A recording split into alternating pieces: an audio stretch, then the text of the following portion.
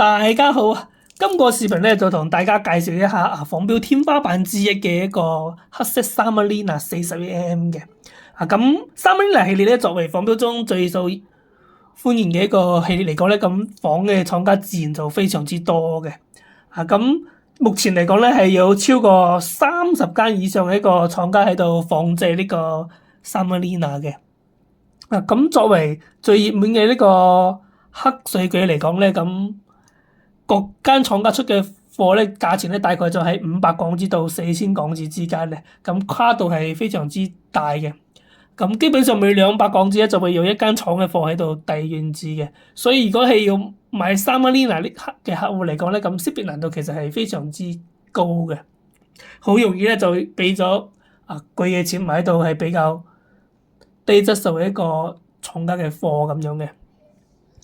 咁作為呢個最滿嘅一個款式嚟講咧，咁佢都仿製嘅時間都夠長啦，咁所以好多廠家其實佢做出嚟嘅貨咧係非常之好嘅。呢個視頻咧就主要同大家介紹一下目前咧有邊啲廠家喺度做呢個款式咁樣，同埋各間廠家佢嗰個大概價錢係幾多啦，同埋如何分別各間廠家嘅嗰個質素嘅。咁對於廠家嚟講咧，咁目前嚟講咧做得最好嘅咧就係 VS 廠同埋 AIF 廠嘅。咁之前嚟講咧係 C 廠嘅，咁 C 廠喺7月底嘅時候已經係執咗笠噶啦。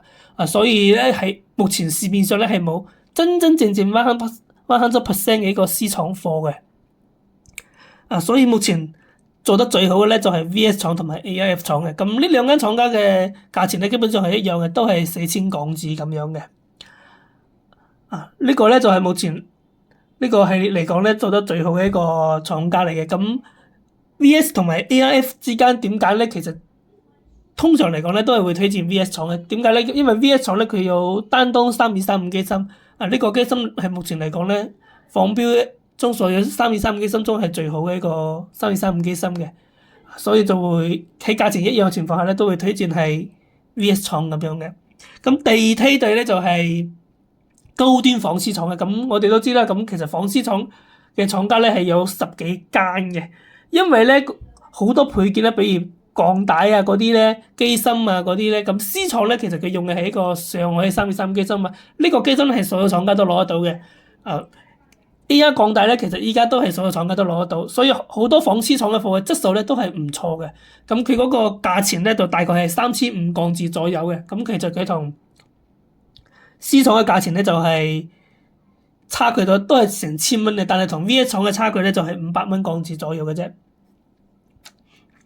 呢個咧就係嗰啲高端仿絲廠貨嘅一個質素嘅。佢目前嚟講咧個質素整體都做得係唔錯，都係幾靚嘅。價錢上咧佢就係平咗500蚊左右嘅，對比 VS 廠貨。所以一般嚟講咧推薦買咧都係會推薦 VS 廠貨嘅。點解？因為差距係500蚊嘅啫。既然你都係3500買一個仿絲廠貨咧，就不如4000蚊買個 VS 廠貨咁嘅。咁第三等級咧就係一啲 A 殼嘅一啲廠家同埋一啲中端嘅仿絲廠嘅。咁仿絲廠咧佢有10幾間嘅，咁其實佢10幾間嘅質素咧其實都係唔一樣嘅。咁有啲中間質素嘅一啲廠家咧，佢質素都唔錯嘅，佢呢個性價比都唔錯嘅。咁佢計佢價錢就係3000蚊嘅。咁呢啲廠家嘅貨咧，其實你都係足夠大嘅，即係你戴喺手嗰度咧，人哋都好難喺社交距離裏睇出你呢隻仿嘅咁樣嘅。咁呢個價錢咧就係3000港紙嘅。所以呢個系列嚟講咧，其實如果你預算唔係話好多嘅，其實3000蚊咧都可以買到一個好靚嘅一個貨咁嘅。當然如果預算夠咧，肯定就係直接上 VS 廠嘅4000蚊就係最好咁樣嘅。咁再接落嚟咧就係瑞士機芯版本咧。咁通常嚟講咧，仿錶講嘅瑞士機芯版本咧就唔係真係用咗瑞士機芯嘅嗰個 ETA 機芯嘅，而係話仿製嘅 ETA 機芯嘅。咁呢種錶咧大概嗰個價錢咧就係2000港紙左右咁樣嘅。呢個咧就係呢個級別嘅大致一個價錢嘅。咁再往下一個級別咧就係西鐵城機芯版本嘅。西鐵城機芯版本咧就係大概1000蚊港紙左右咁樣嘅。咁比西鐵城機芯更加之低嘅版本咧就係普通嗰啲貨咧，普通嗰啲貨通常就係500港紙左右咁樣嘅。咁另外咧，因為佢呢個Salmina係一個3針款嘅，所以咧都會有真正嘅嗰個 ETA 瑞士 ETA 進口機芯嘅嗰個版本咧，咁但係因為一個呢種機芯咧，咁其實佢嗰個成本咧就大概係3000港紙左右啦，所以整隻錶嚟講咧，咁佢一定係5500港紙以上嘅。咁如果你話3、4千蚊買一個呢種 ETA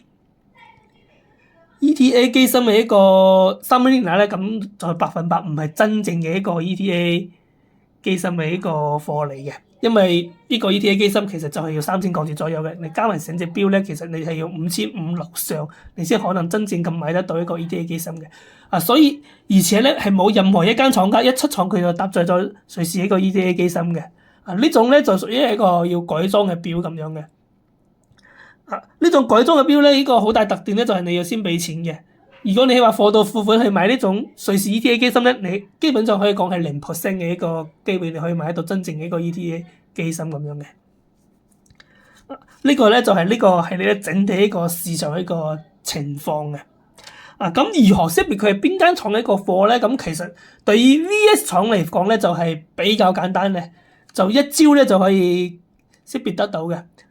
就係機芯，因為咧 VS 廠咧佢用嘅一個機芯咧係一個丹東3235機芯嘅。依家俾大家睇一睇機芯嘅。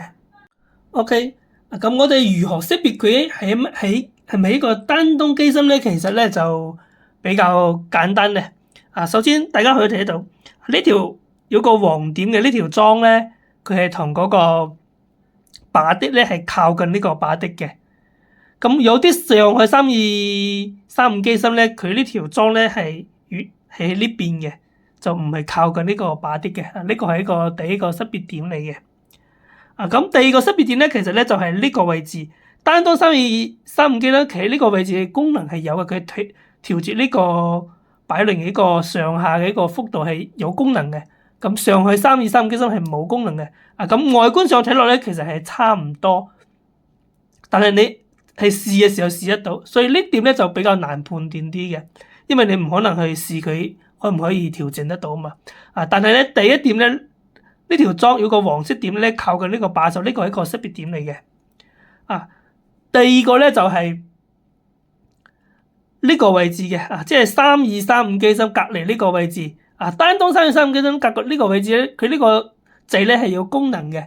咁上海3235機芯咧，或者係仿丹東3235機芯呢個位置咧，佢就唔係呢個，佢就冇功能嘅。所以呢個位置你睇到佢係一個拋光嘅一個圓點嘅。咁其他廠一個機芯大家可以睇到，佢就係一個好細嘅一個細點咁樣嘅。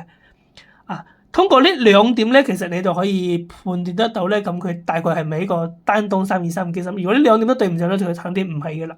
咁大家仲可以睇睇丹東3235機芯嘅一個其他嘅細節咧，其實同上海3235機芯或者嗰啲仿嘅丹東3235機芯咧，其實係有區別嘅。大家只需對一對咧，係去對得出嚟嘅。咁如果大家需要呢啲相片嚟去對比嘅話咧，可以加我嘅微信或者 WhatsApp 嘅。我可以 send 啲相片俾你對比一下咁樣嘅。呢個咧就係一招咧，你就可以判斷出佢係咪個 VS 廠貨嘅，因為只有 VS 廠咧，目前咧只有 VS 廠先至有呢個丹東3235機芯嘅。咁如何判斷佢係其他咩廠嘅貨咁咧？其實咧難度就非常之大啦。點解咧？因為其他廠佢大部分咧用嘅係一個上海3235機芯，咁上海3235機芯係所有廠家都攞得到嘅一個貨嚟嘅。所以咧，你就會非常之難識別嘅。但係咧，只要佢係用咗3235機芯咧，即使佢用咗上海3235機芯咧，咁佢整隻錶嘅咧個質素咧都唔係話非常之差嘅啦。咁你用個3000蚊去買咧，其實就唔會話係買錯咗咁樣咯，就唔係話買貴咗咁樣咯。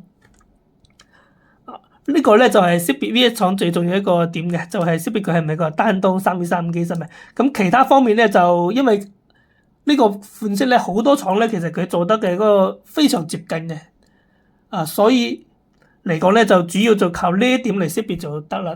如果需要購買嘅客戶嘅話，咁所以咧最好咧就係可以現場買，然之後咧可以開過去睇個機芯係咪丹東3235機芯。如果你冇辦法喺現場買，現場睇個機芯嘅話咧，仲有一個方法咧就係你可以嗌嗰個買家咧錄影嗰個8位數內邊編號俾你。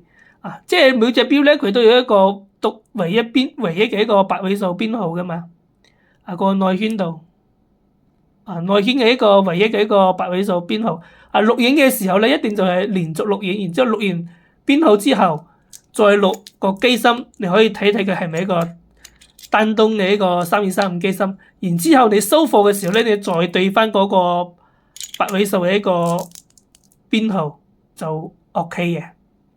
當然啦，咁如果係揾起嘅話咧，你就最好咧都係現場買係最好咁樣嘅。今集咧就主要同大家介紹到呢一度啦。如果大家對個錶有興趣咧，可以加我嘅微信或者 WhatsApp 嘅。多謝晒。